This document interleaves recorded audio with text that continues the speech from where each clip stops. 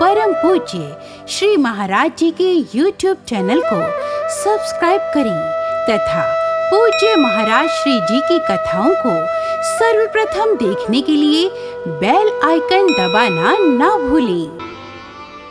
पितामह भीष्म कहते हैं, द्वारिकाधीश, मैंने जीवन में कभी आपसे कुछ मांगा नहीं, लेकिन आज आपसे मांगने की इच्छा हो रही मेरे मन में।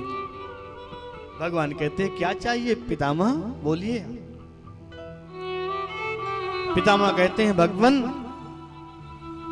मुझे मालूम है आप जरूर देंगे, आप कभी मना नहीं करोगे। क्या चाहिए आप बोलिए तो सही। आपको मांगने में विलंब लगेगा, लेकिन मुझे देने में विलंब नहीं होगा। पितामह भीष्म कहते हैं, प्रभु एक मेरी पुत्री है, मेरी पुत्री के साथ आप विवाह कर लीजिए। लोगों को आश्चर्य हुआ, पितामह भीष्म ने तो विवाह ही नहीं किया, और जब विवाह नहीं किया तो इनके यहाँ पुत्री कहां से आ गई। ये कौन सी पुत्री की बात कर रहे हैं पितामह भीष्म? ये तो अखिल ब्रह्मचारी हैं पितामह भीष्म, जिन्होंने कभी विवाह नहीं किया, और आज भगवान द्वारकानाथ से कहते हैं मेरी पुत्री के साथ आप विवाह कर लीजिए, और कहते हैं मुझे विश्वास है कि आप जरूर स्वीकार करोगे, क्योंकि आप जैसा करुणा का सागर, आप जैसा कृपा का सागर मैंने संसार में कोई दूसरा नहीं देखा। भीष्म कहते हैं, आप जैसे कृपालु कौन होगा।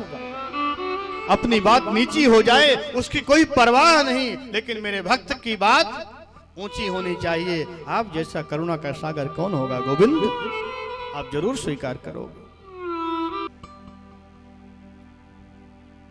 गोविंद ने पितामह से कहा, पितामह आपको तो इच्छा मृत्यु का वरदान प्राप्त है, आप नहीं चाहो तो मर नहीं सकते हो, आप तो हजारों वर्ष जी सकते हो।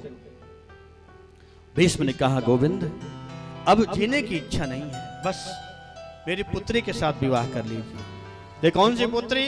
पितामह भीष्म कहते, इति मति रूप कल्पिता वितृष्णा भगवती सात्वत पुंगवे विभूम्नि स्वसुख मुक्गते क्वचित् दुहर्तुम प्रकृतिमुपयस्यद् भव प्रवाह। पितामह श्री कृष्ण से कहते, इति मति, मेरी मति जो मेरी बुद्धि रूपी पुत्री है, मैं आपको समर्पित करना चाहता हूं, क्योंकि मुझे मालूम है ये बुद्धि जब तक परमात्मा को समर्पित नहीं होती है तब तक ये बुद्धि भगवतमयी नहीं बनती है। इसलिए अपनी बुद्धि रूपी पुत्री को मैं आपको समर्पित करना चाहता हूं। और हमारे शरीर में सबसे सुंदर कोई तत्व है तो सबसे सुंदर तत्व है बुद्धि। प्रेम से कहिए श्री राधे। ये बुद्धि हमेशा सुंदर बनी रहे, सद्बुद्धि बनी रहे, इसलिए हम प्रयास करते हैं, परमात्मा से मांगते हैं, प्रभु हमारी बुद्धि को सत में रखना, दुर्बुद्धि मत बदल देना। कुरूप हो जाएगी तो इसको न तो संसार स्वीकार करेगा और ना ही इसको भगवान स्वीकार करेंगे, और अगर सद्बुद्धि के रूप में बनी रहेगी तो इसको संसार भी मानेगा और भगवान भी इसको स्वीकार कर लेते हैं। आप कहेंगे कि आपकी बुद्धि क्या बहुत सुंदर है, तो भगवान मेरी बुद्धि बिल्कुल सुंदर है। आप कहोगे कि मैं उस बुद्धि को स्वीकार करता हूं जिसमें कोई कामना ना हो, कोई तृष्णा ना हो, कोई इच्छा ना हो। पितामह भीष्म कहते हैं, मेरी बुद्धि बिल्कुल वैसे ही है। इति मति रूप कल्पिता वितृष्णा, मेरी बुद्धि रूपी पुत्री रूपवान है, किसी प्रकार की कल्पना भी नहीं है, वितृष्णा कोई तृष्णा भी नहीं है मेरी बुद्धि में। और क्या है? बोले भगवती सात्वत पुंगवे विभूम्नि, भक्ति भाव से मेरी बुद्धि भरी हुई है, और अगर आप इसके साथ आप विवाह करोगे तो आपको सुख प्रदान करेगी, ये सुख मिलेगा आपको। स्वसुख मुक्गते क्वचित् दुहर्तुम, आपको सुख मिलेगा। भगवान को अपनी बुद्धि रूपी पुत्र को समर्पित किया पितामह भीष्म ने। भगवान ने कहा आप तो जी सकते हैं हजारों वर्ष। पितामह भीष्म कहते हैं अब जीने की इच्छा नहीं है गोविंद, इतनी सुंदर मृत्यु कौन छोड़ेगा।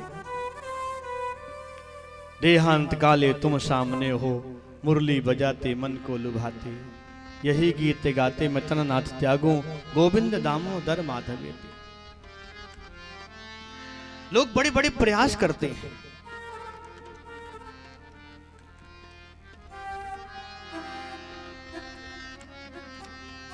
इतनी सुंदर श्री गंगा जी का तट हो, यमुना का वंशी बट हो, मेरा सांवला निकट हो, जब प्राण तन से निकले।